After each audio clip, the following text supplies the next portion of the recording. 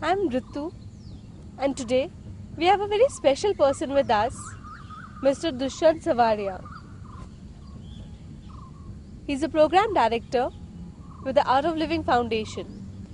Before we ask Dushyant about his beautiful experiences, let's ask him how was his life before he joined Art of Living. Thank you, Rituji, for inviting me here. My life before the Art of Living. Before I joined the Art of Living, I used to be an alcoholic, and I used to be a chain smoker as well. I still remember I used to drink almost 1 liter of rum every night, and almost smoke 30 to 40 cigarettes every day as well. And also, other than that, my personality was quite different. I would say I was very aggressive, very short-tempered, and it was, a life I cannot even imagine I lived in this lifetime. But as soon as I joined the Art of Living, there was a fundamental transformation, and that transformation was such that within such a short span after doing the Art of Living course, I came out of my habits of alcohol. I gave up smoking. I also could notice so much of change, so much of lightness in my whole being itself. I tell you, it's the most, Art of Living, I would say, is the most amazing thing which has happened to my life. Dushyant, you must have had number of experiences. But which is the single most experience which transformed your life completely? The single most experience of grace, I would say, was my rebirth. Rebirth? Yeah.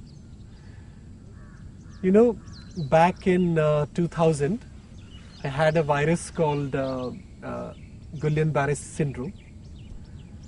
It's a very, very rare virus, I believe, in medically. And for no reasons, all of a sudden I realized that as I drank water, the water started dribbling out of my mouth. And at that time, my wife is a doctor herself, and we were just, I went to her straight away and I asked her, why is this happening? And she noticed that my right side face had deviated a bit. But then in just 2 or 3 hours, I was admitted into the hospital, and I was taken care of medically straight away. But within 3 hours' time, the virus progressed deeper into my nerves, and slowly, first it paralyzed my limbs. So all my 4 limbs went into paralysis, and then it paralyzed my back also. So I was actually lying straight and in full paralysis. It eventually started affecting my optic nerve, so I couldn't see anymore. And then it started paralyzing my throat muscles as well. And then it finally attacked my respiratory muscles also.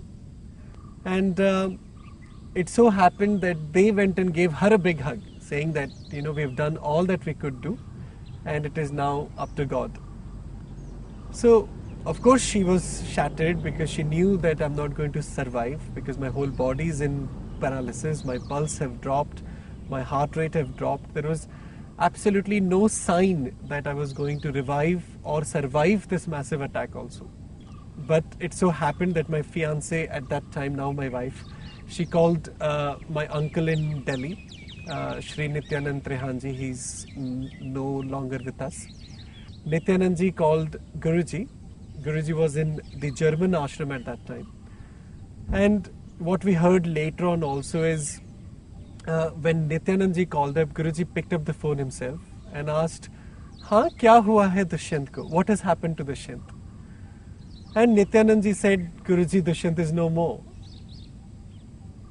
And Guruji instantaneously replied, he said, kuch nahi hoga usse, main hu na, abhi to usse bahut kaam karna hai.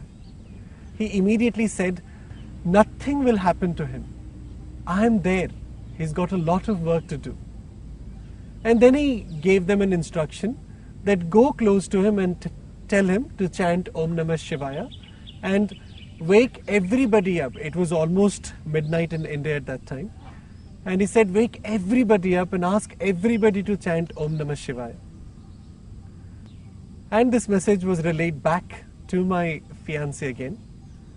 And Gauri came close to me and she said, of course, my state of being was absolutely amazing. I think I cannot use any words to describe my state of consciousness at that point. I was aware that what was going on around me and elsewhere also. But she came and then told me in my ears to chant Om Namah Shivaya. And Guruji said, nothing will happen to me. There was a new revival of strength in me. I knew nothing will happen because it is my master's wish that I be here.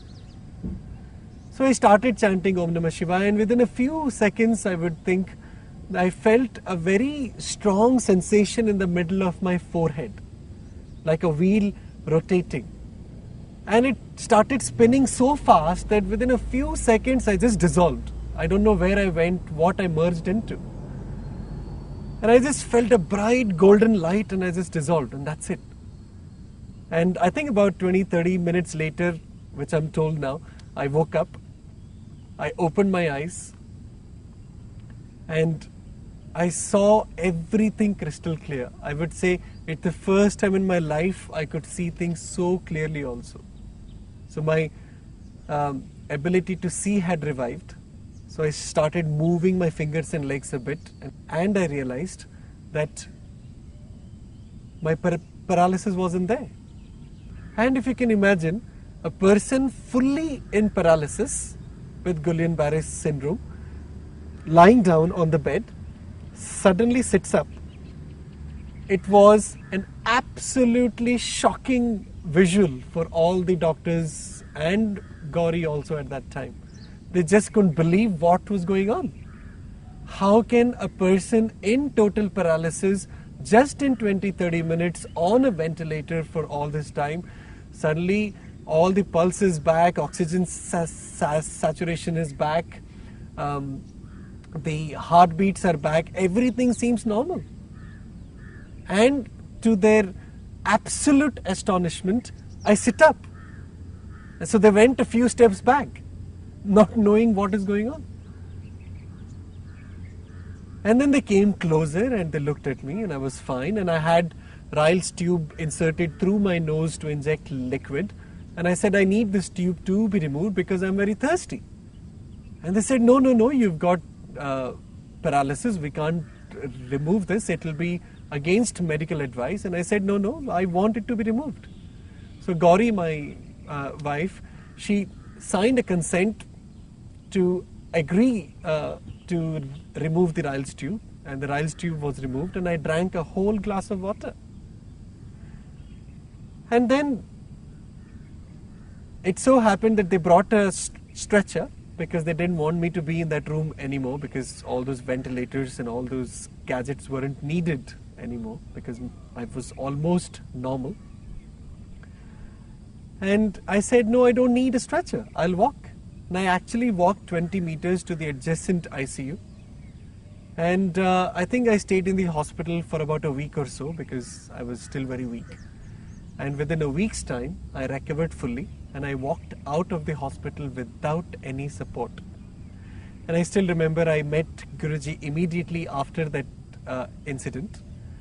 And when I walked into his room, the first thing he asked me, what had happened to you? And I, with all my love and my gratitude for giving me this new life, this new birth again, I bowed down to him and I said, Guruji, you know everything anyway. You saved my life. You brought me back on this planet again. Thank you so much. And he looked at me and said, no, I didn't do anything. I just gave a mantra and I suppose that has worked.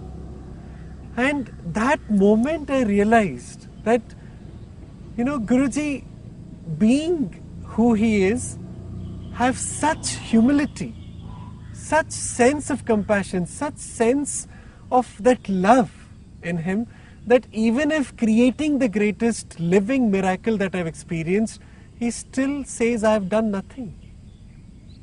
This is so amazing. It was so touching that tears rolled out of my eyes. And in the consequent satsang in Chennai, he was there as well, and we shared this whole experience live in front of him, because I wanted to express, to let others know also that having a master is such a beautiful thing. He's not only there to take care of your burdens, take care of your sorrows and miseries of life, but he's also there to beautify and give your life a purpose and a meaning. And as a result of this, I wanted to just share this experience. It was too big an experience for me not to speak about it. So I requested Guruji if I could share this live, and I shared it live while he was on stage. And the most amazing thing happened at that point. After me and Gauri shared these experiences with the audiences, he gave his comment on it. What he said is, all these years of experience of Sudarshan Kriya, how can a virus take him away? That point I realized that the Sudarshan Kriya technique which Guruji has given to this planet is just not a technique. To me now, it is one of the most powerful way of protecting life, conserving life as long as we have the life.